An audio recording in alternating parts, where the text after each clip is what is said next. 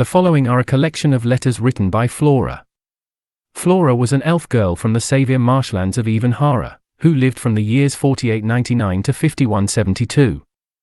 Her letters were placed in this scroll by the order of Toniel, who willed that her writings should be remembered throughout the ages. Dear Faireth. Faireth, you are one of the only people who can seem to understand me.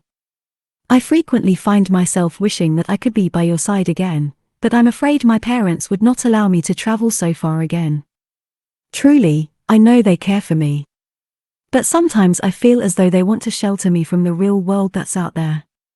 I am yet grateful to them for allowing me to have made my tour around the continent these past several months. I am glad I made the trip, so that I eventually saw you face to face. In regard to your last letter, I am still waiting. No matter, I will come to see you again, so that I may give you my final answer. Although I'm sure you can tell by the way in which I am writing this what the answer will be. Even so, I wish to say it to you in person, rather than you read it on a scroll of paper. As I am writing this, the fireflies are lighting up the marsh outside my window. Their lights reveal the beautiful lush green pigments of the plants under the purple moonlight. It is nights like these that make me wish the sun would never rise. I thought I'd mention this, so as to make you feel as though you were with me. You told me when I last saw you that you were planning to join the Elven army. I know your city in Ahana is being used by Queen Zayla in the east. Therefore, I implore you not to get ahead of yourself, or to be too vigilant in these threatening times. They may turn you in as a spy, or they may change sides and join the armies of Sedima. If that were to happen, then we would be forced to be enemies. Please do not let that happen, Faireth. I beg of you, do not give up on your relationships with others for the sake of gaining military power. Otherwise, you'll become just like all these nations of people who have had their hearts overruled by the beast. And besides all this, are we not elves? Should not the elves be an example for the Humes? Far be it from an elf to dishonor themselves as the Humes do. The hearts of Humes are easily persuaded to battle, so we must not be the same. As for me, I am doing well. I have been staying at my parents' house in the marshlands of Saviour since I returned from my journey. I've been reading over books from our time together in the academy back in Ahana. From them I have learned many things about Arclight, and I have even discovered that I am an Aeon throughout my journey.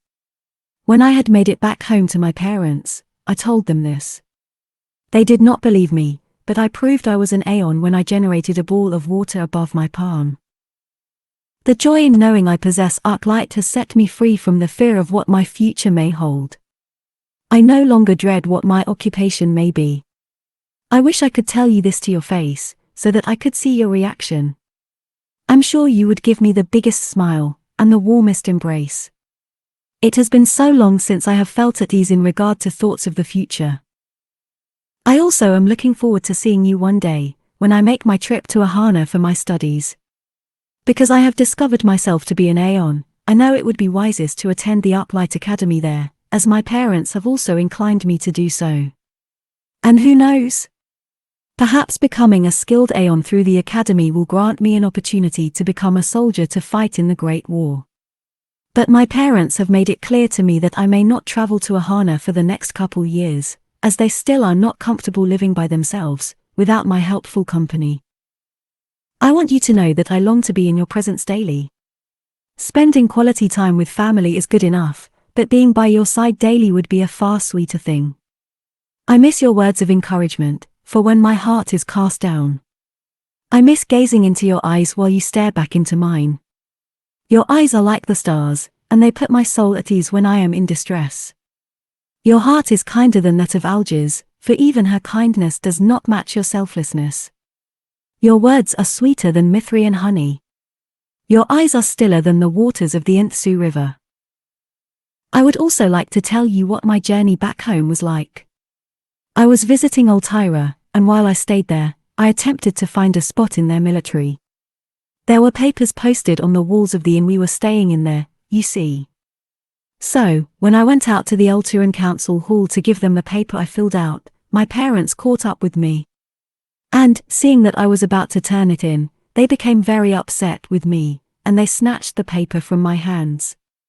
That is why they dragged me back home. On the journey back home, we decided to cross through the land of Emek, and we went by many Vienna villages. We even stopped by a couple of Vienna villages to try tasting their renowned cuisines. What people say of their food is true indeed, very delightful to the tongue. After leaving those villages, we tried entering the city where Chief Algae resides, but we were stopped from going through the entrance. It is a shame indeed, but at least we were able to see the city for ourselves. We made up for not seeing Algae by visiting the site of the Orden Stone instead, the birthplace of man. The Orden Stone truly was, as legends say, a sight to behold, a true masterpiece. It was far more miraculous to view with my own eyes than to see it in some drawing or painting. After leaving Emek, it was another long and wearisome journey to the Sevier River, and we slept well after arriving home. As soon as I awoke, I decided to begin writing letters to each person I had met. You were one of the first I thought of writing to. One day I will return to see you, and I will express to you my heart with my own voice. Until then, I will continue to stay by my parents' side, and I will keep practicing art light in the Sevier Delta. I pray every day and night to Toniel for your life to be blessed, and for your heart to remain in the light. I do not doubt your steadfastness, but I am not so naive as to believe anyone could be perfect in following the light.